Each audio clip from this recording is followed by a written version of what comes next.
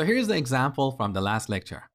A person is eligible for a loan if they have high income and good credit and they are not a student. Now, one thing you need to know about these Boolean operators is that they are short circuit. What do I mean by that? Well, when Python interpreter wants to evaluate this expression, it starts from the first argument.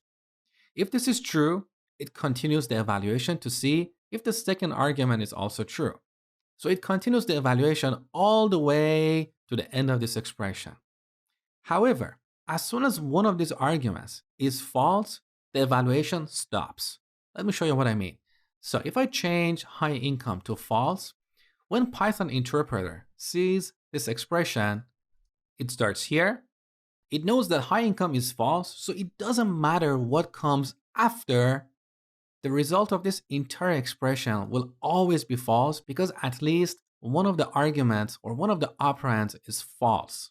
This is what we call short circuiting, just like the short circuit concept we have in electronics. So the evaluation stops as soon as one of these arguments evaluates to false. We have the same concept with the OR operator. So if I change these AND operators to OR, let's see what happens. With the OR operator, we know that at least one of the arguments should be true. So the evaluation stops as soon as we find an argument that evaluates to true.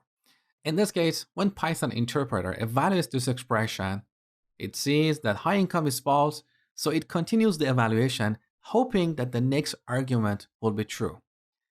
Here, good credit is true, so evaluation stops, and the result of this entire expression will be true. So in Python, logical operators are short circuit.